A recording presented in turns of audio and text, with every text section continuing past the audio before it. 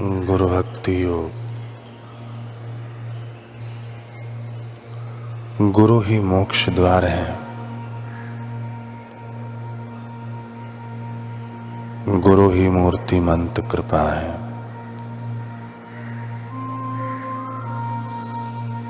गुरु ही मार्ग है। गुरु ही जीवन है। आखिरी ध्येय है।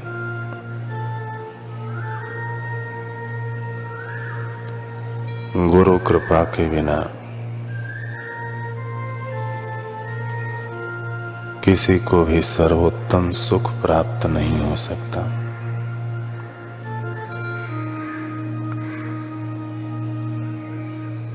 जीने के लिए मरो, अपने गुरु के चरण कमलों में मरो। अहम भाव का त्याग करके मरो,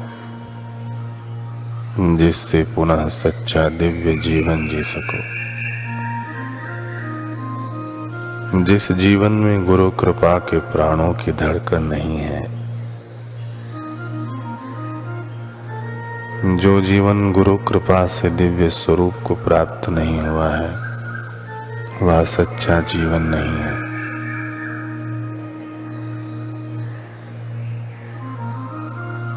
गुरु और शिष्य के बीच जो वास्तविक संबंध है,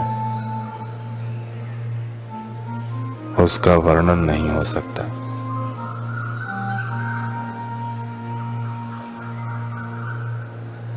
वह लिखा नहीं जा सकता, वह समझाया नहीं जा सकता। सत्य के सच्चे खोजी को करुणा स्वरूप ब्रह्मनिष्ठ गुरु के पास श्रद्धा और भक्ति भाव से आना चाहिए। उनके साथ चिरकाल तक रहकर सेवा करना चाहिए।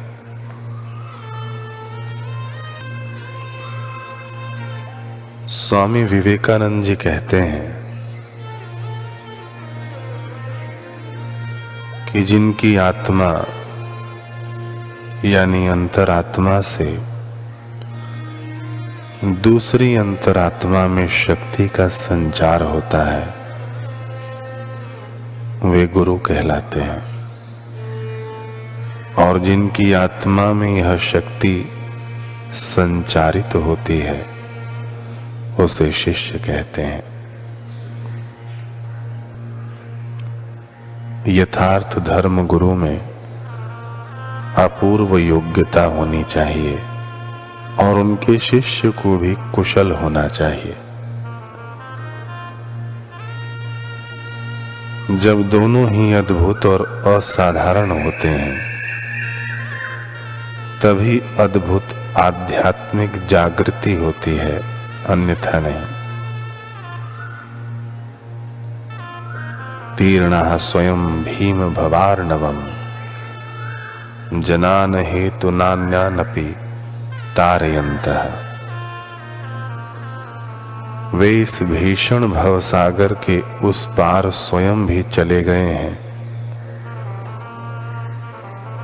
और बिना किसी लाभ की आशा किए दूसरों को भी पार करते हैं। ऐसे ही मनुष्य गुरु हैं। और ध्यान रखो, दूसरा कोई गुरु नहीं कहा जा सकता। सच्चे गुरु वे ही हैं जिनके द्वारा हमको अपना आध्यात्मिक जन्म प्राप्त हुआ है। वे ही वह साधन है जिसमें से होकर आध्यात्मिक प्रवाह हम लोगों में प्रवाहित होता है। वे ही समग्र आध्यात्मिक जगत के साथ हम लोगों के संयोग सूत्र हैं। व्यक्ति विशेष से ऊपर अतिरिक्त विश्वास करने से दुर्बलता और अंतःसार शून्य बही पूजा आ सकती है, किंतु गुरु के प्रति प्रबल अनुराग से उन्नति अत्यंत शीघ्र संभव है। वे हमारे अंतः स्थित गुरु के साथ हमारा संयोग करा देते हैं। यदि तुम्हारे गुरु के भीतर यथार्थ सत्य है, वे परमात्मा स्वरूप में जगे हैं, तो उनकी ही आराधना करो। यही गुरु भक्ति तुम्हें शीघ्र ही चरम अवस्था में पहुंचा देगी।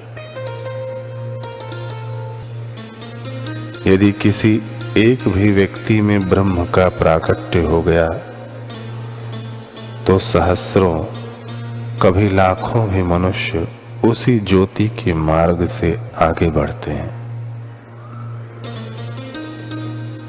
ब्रह्मज्ञ पुरुष ही लोक गुरु बन सकते हैं।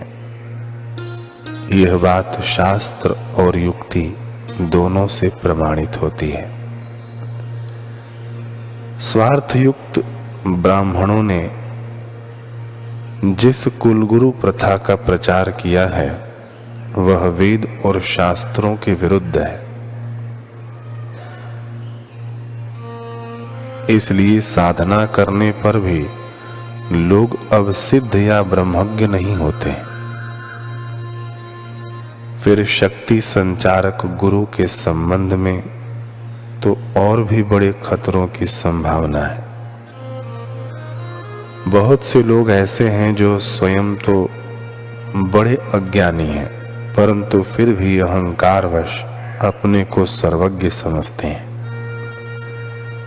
इतना ही नहीं, बल्कि दूसरों को भी अपने कंधों पर ले जाने को तैयार रहते हैं। इस प्रकार अंधा अंधे का अगुआ बन जाता है। फलतः दोनों ही गड्ढे में गिर पड़ते हैं। संसार ऐसे लोगों से भरा पड़ा है। हर एक व्यक्ति गुरु होना चाहता है। एक भिखारी भी चाहता है कि वह लाखों का दान कर डाले। जैसे हास्यास्पद ये भिखारी हैं, वैसे ही ये गुरु भी। तात्पर्य, आध्यात्मिक शक्तिपात करने की योग्यता वाले गुरु बहुत विरले होते हैं।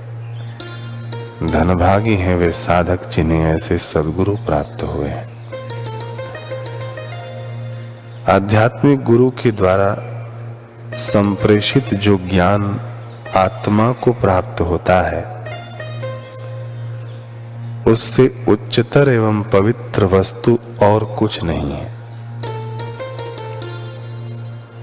तुम दुनिया के चारों कोनों में हिमालय,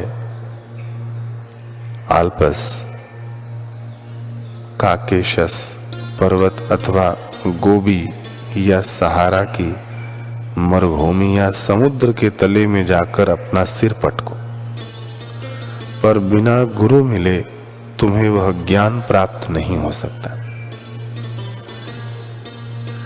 भगवान की कृपा अथवा ब्रह्मवेत्ता महापुरुषों की कृपा प्राप्त कर लो। ये ही दो भगवत प्राप्ति के प्रधान उपाय हैं। ऐसे महापुरुषों का संग लाभ होना बहुत ही कठिन है।